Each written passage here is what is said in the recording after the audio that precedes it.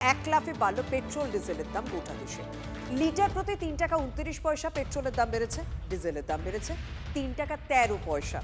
আজ সকাল থেকে পেট্রোল ডিজেলের নতুন দাম কার্যকর হয়ে গিয়েছে। আসলে যুদ্ধের আবহে জ্বালানি ব্যবহারে সংযমী হওয়ার পরামর্শ আগেই দিয়েছিলেন প্রধানমন্ত্রী নরেন্দ্র মোদী। জ্বালানি সাশ্রয় মোদী থেকে শাহ, রাজনাথ নিজেদের কনভয়ের গাড়ির সংখ্যা কমিয়েছেন। আর যুদ্ধের কারণেই গোটা দেশ জুড়ে পেট্রোল ডিজেলের দাম বেড়েছে।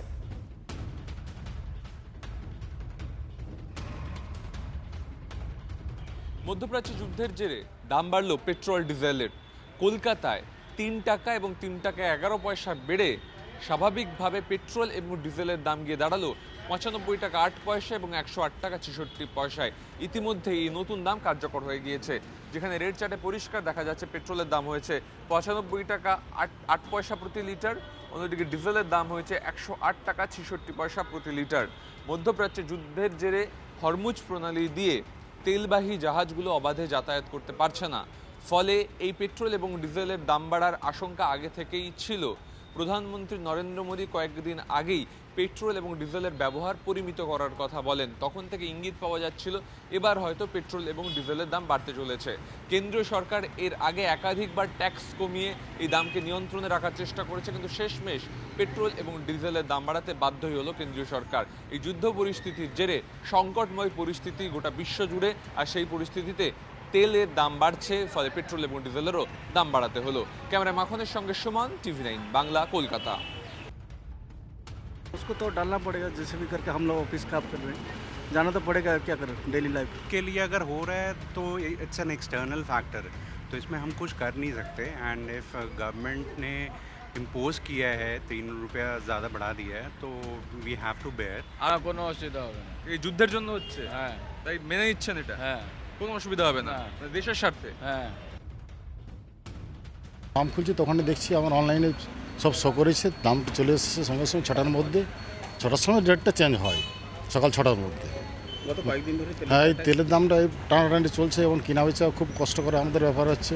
অনেক কাস্টমার ঘুরিয়ে দেওয়া হচ্ছে, মানে তেলের ক্রাইসিস খুব প্রচুর।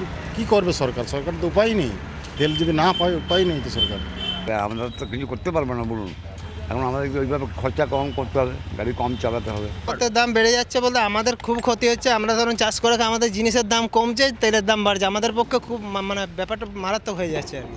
আমাদের তো ক্ষতি হচ্ছে বিশাল, কারণ আমরা চাষি মানুষ, সবজির দাম নাই, আলু অবিক্রি হয়ে গেছে, মাঠে পচে গেছে সব, তো আমাদের সংসার চালানোই কষ্টকর।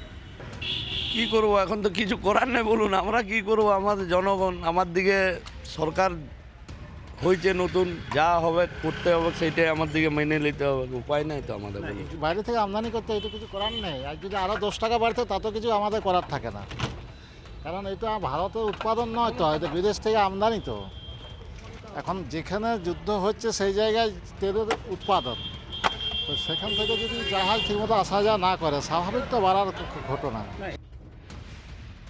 देख के चलना पड़ेगा, देख के सेविंग भी करना पड़ेगा तेल को। कंपैरेटिवली अदर कंट्रीज़ फिर भी इनकी बढ़ोतरी जो है वो जस्टिफाइड है, तो इसमें सरकार का कोई दोष नहीं, क्योंकि सबको इस बात के बारे में मालूम है कि जो फ्यूल क्राइसिस है वर्ल्ड ओवर चल रहा है, ये इंडिया में नहीं है खाली। अगर हम अपने नेटिव कंट्रीज़ में देखेंगे तो वहाँ पर पेट्रोल 400 रुपीज़ क्रॉस कर चुका है।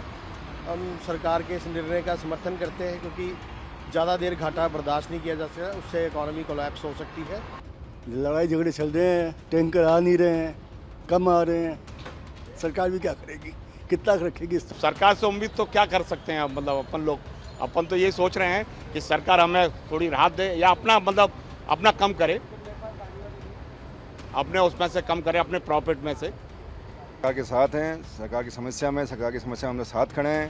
3 बढ़ाए 30 बढ़ाए तो भी गवर्नमेंट के साथ खड़े हैं हम लोग।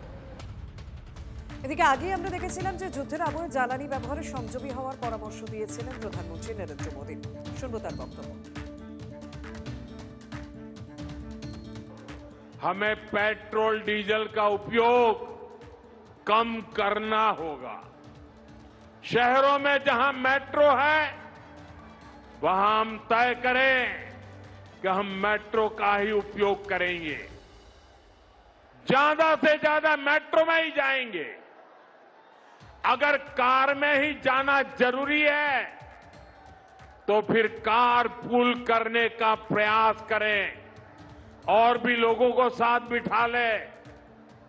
अगर हमें कहीं सामान भेजना हो तो कोशिश करनी है कि वह ज्यादा से ज्यादा रेलवे गुड्स के जो ट्रेन होती है रेलवे की सर्विसेज से भेजें, ताकि इलेक्ट्रिक रेलवे होने के कारण पेट्रोल डीजल की जरूरत नहीं पड़ती है।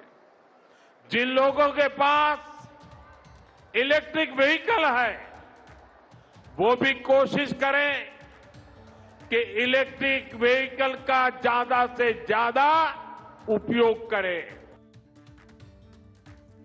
আমাদের সঙ্গে রয়েছেন অর্থনীতিবিদ অনির্বাণ দত্ত। অনির্বাণ বাবু, এই রকম যে একটা পরিস্থিতি তৈরি হতে পারে, গোটা দেশের মানুষের উপর যে একটা চাপ পড়তে পারে যুদ্ধের জেরে, তা আগে থেকেই সতর্ক করেছেন প্রধানমন্ত্রী। কিন্তু বর্তমানকালে যে জায়গায় এসে আমরা দাঁড়িয়েছি, পেট্রোল ডিজেলের দাম 1 টাকা 3.5 টাকার মতো বেড়ে যাওয়া, ভবিষ্যতে কোন পথে এগোতে পারে, ভবিষ্যতে কি হতে পারে? এটা একদমই প্রত্যাশিত ছিল এবং কত টাকা বেড়েছে, মার্জিনালি 3.5 টাকার কাছাকাছি বেড়েছে। আপনি দেখুন, যুদ্ধের প্রায় 80 দিন হতে চললো, যেখানে সরকার এই পুরো চাপটা দেশবাসীর উপরে যাতে না পড়ে সরকার তার নিজের কাঁধে নিয়ে এই চাপটা বয়ে বেরিয়েছে। কিন্তু ভারতবর্ষের বৈদেশিক মুদ্রার ভান্ডার সেটা সংকুচিত হচ্ছে। প্রধানমন্ত্রী আহ্বান জানিয়েছেন, প্রধানমন্ত্রী এর আগেও আহ্বান জানিয়েছেন।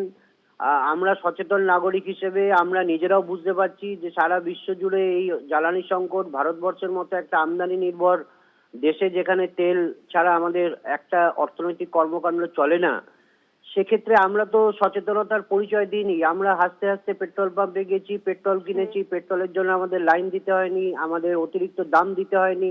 সেটা তো দীর্ঘদিন চলতে পারে না। সচেতনতা দেখাতে হবে, দেশের এই সংকটে দেশের সঙ্গে থাকতে হবে, সরকারের নির্দেশ মতো কাজ করতে হবে। এবং আজকের দিনে আমরা দেখছিলাম রাজনীতির নেতারা তারা কনভয়ের গাড়ি কমিয়েছেন, অনেকে এমপি এমএলএ তারা সাইকেল চলে যাচ্ছেন।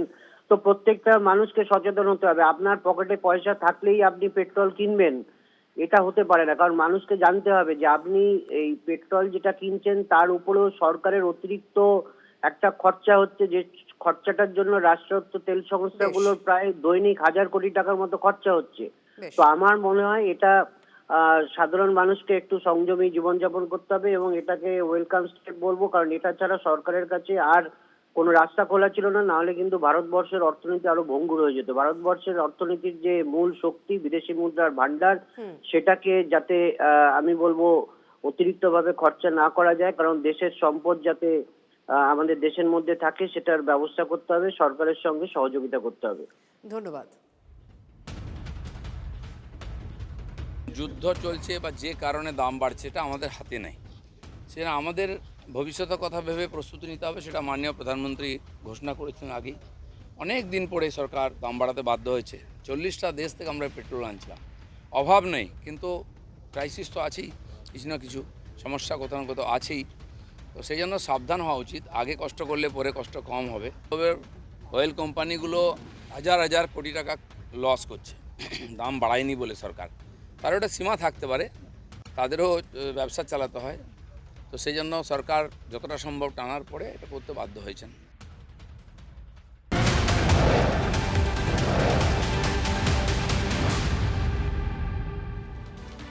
অর্থাৎ এখন সংযমী হচ্ছে মূল পথ। প্রধানমন্ত্রী দেখানো রাস্তাতে মুখ্যমন্ত্রী শুভেন্দু অধিকারীও, বিধায়করা সাশ্রয়ের পথে এই মুহূর্তে।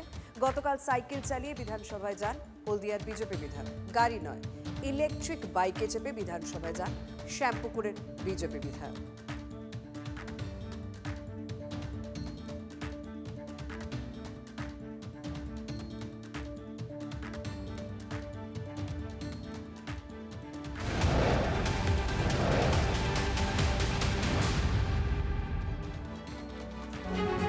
জ্বালানি বাঁচাতে প্রধানমন্ত্রী ঘোষণার পরই সাশ্রয়ের পথে হাঁটল রাজধানী দিল্লি। ঠিক কি কি ব্যবস্থা নেওয়া হয়েছে আপনাদেরকে জানাবো।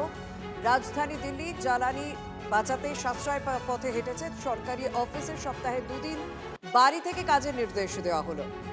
সরকারি দপ্তরে 50% বৈঠক এখন অনলাইনে হবে। প্রতি সোমবার মেট্রো দিবস হিসেবে পালন করা হবে। ওই দিন দিল্লি সরকারের মন্ত্রী, আধিকারিক এবং কর্মচারীদের মেট্রোয় যাতায়াত করতে হবে। প্রতি সপ্তাহে একটা দিন আম জনতার কাছে নো ভেহিকল ডে পালনের আবেদন। আগামী 6 মাসে কোনো নতুন পেট্রোল, ডিজেল বা বৈদ্যুতিক যানবাহন কিনতে না সরকারের।